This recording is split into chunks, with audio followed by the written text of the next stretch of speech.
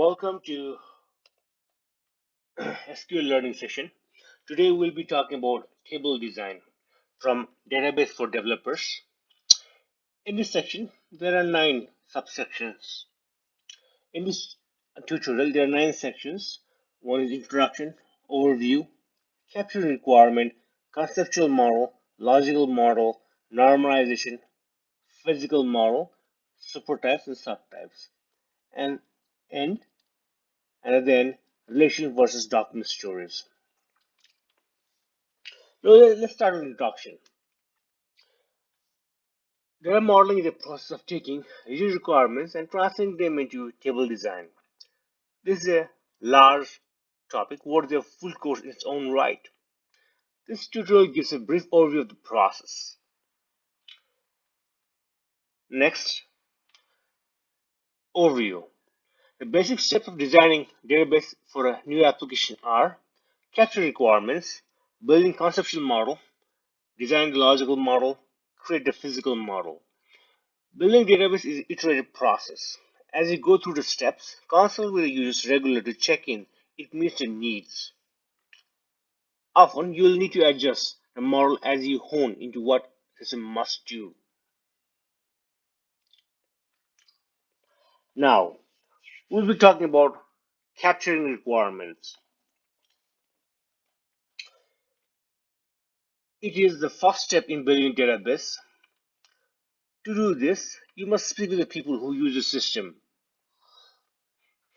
Now, let's say you are building a appointment management system for a hospital clinic. For this, you need to allow patients to view the appointments and look at the available appointments and look at the upcoming appointments they have booked. For this, the system must store location, date, time of appointment, name the patient, and name the consultant who will see the patient.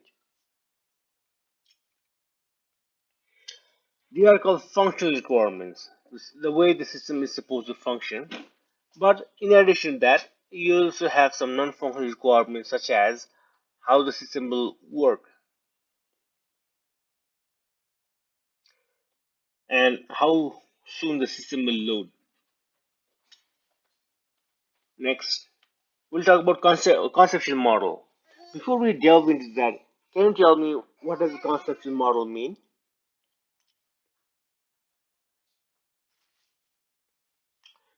Concept model is a high-level overview of information that the database will store. It defines key integers in application. Integers are real-world things. The database will store of. Like for example, if you take a booking system, the key integers will be patient, consultant, appointment, those kind of stuff. Next is a logical model. Before we dig into that, can you tell me what is logical model? What do you think logical model is?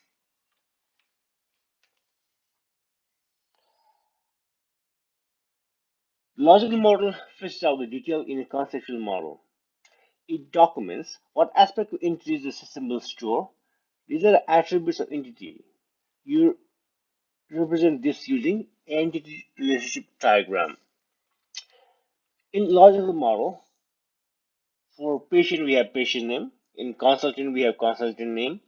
For appointment we have date, time, name the clinic and address, patient name, and consultant attending. At this point, you may identify new entities. For example, the appointment stores the clinic details. Every appointment at clinic will at the same place. Storing address in each appointment duplicates these details, making data errors likely. Like example, both appointments below are in physio clinic, but the address are a little bit different. To avoid this, we'll create a new entity called clinic, which will have its own address and name. And then we'll store the name of the clinic in appointment without storing address. Then the appointment table will have date, time, clinic name, and patient and constant attending. Finding dependencies is like this, and splitting tables is a process called normalization. This removes redundant information, ensuring you store information fact once. The logical model will also define data types for each attribute, any constraints that apply. For example, when booking an appointment, date must be in the future. You should also define attributes that uniquely identify each instance of entity. This will form primary key and unique key for table. Now, we'll talk about normalization. Can you tell me what do you think normalization is? Normalization is a process of removing redundancy in your data design. You store data fact once. This stops data from repeating itself and making mistakes. Normal forms are numbered, starting with the first normal form, followed by second, third, etc. up to fifth. These are usually referred by their abbreviation X and F, where X is a number. There are few other normal forms. Most common is Boyd Chord normal form. It is a refinement of 3NF, also known as 3.5NF. Interesting, isn't it? To be in a normal form, you must meet its requirement, and those other forms below it. To reach 3NF, table must be 1NF and 2NF. A full discussion normal form is outside of the scope of this tutorial. Now, we'll move on to physical model. Can you tell me what does a physical model means? Once you have built your logical model, it's time to translate this into a physical model. The output of this is to create a table statements to build a database. At this point, you should take into account non-functional requirements such as performance. This will influence which type of tables you create. For example, whether partition it or build an index organized table, IoT table. This leads to following statements. Create table consultants with consultant ID and consultant name. Create table patient with patient ID and patient name. Create table clinics with clinic's name and address. Create table appointments with appointment ID, appointment date and time, clinic name, consultant ID, and patient ID. Let me run this. Let's see how it works. Those tables have been created. Now, we'll talk about supertype and subtypes. Can you tell me what is supertype and subtype?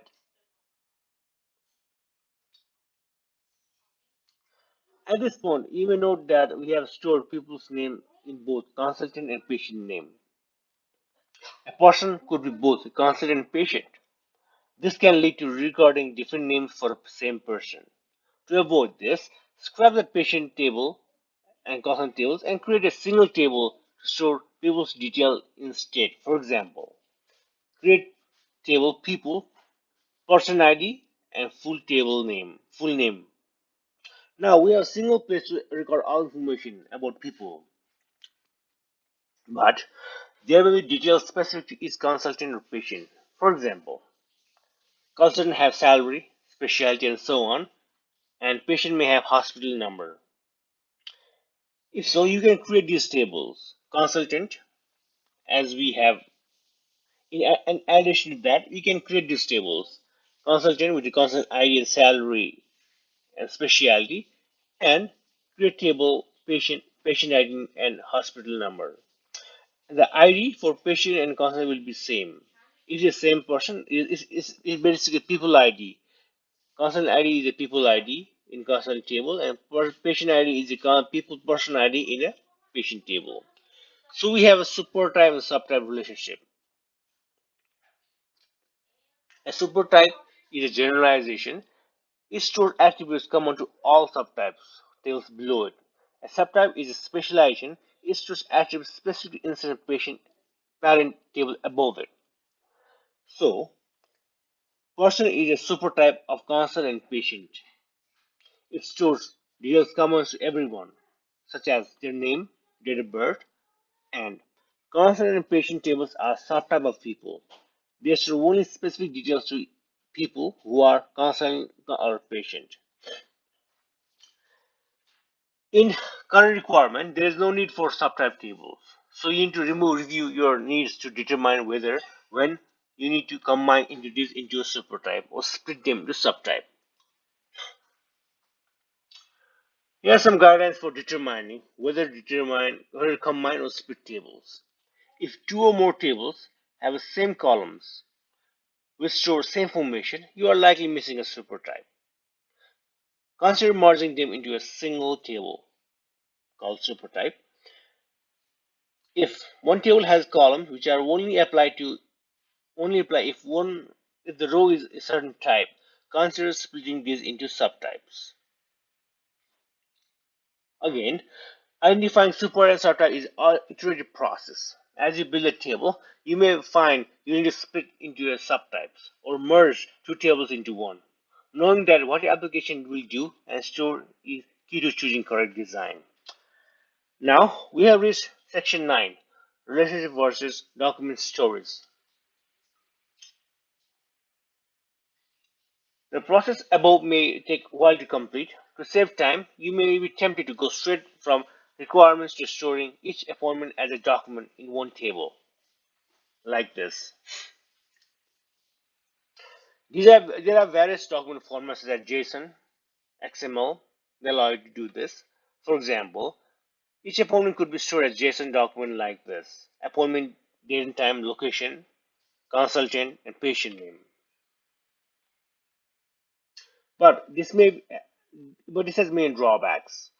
You need to look at a document to know attribute names, which make it harder to query data, and it duplicates many details, such as clinic address and consult and patient name. This can lead to data errors. For example, this document is for another appointment with the Dr. Awesome, but this repeats the address error described before. Like for example, the one hospital way is 1 3 Hospital Street, even though the clinic name is same. And it shows doctor name with the initial Z. You see, the doctor name has Z here, but doctor doesn't have Z here. So these are differences. This Errors like this can be confusion among staff and patient using system. This time can be saved using upfront design is often lost in ongoing maintenance of the application. In some cases, storing everything in a single place is a way to go. But taking time to build and create a relational model will make your system easier to use and more flexible to change in the long run. So,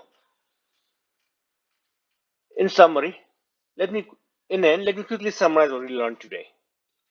We talked about table design. We talked about cascading requirements.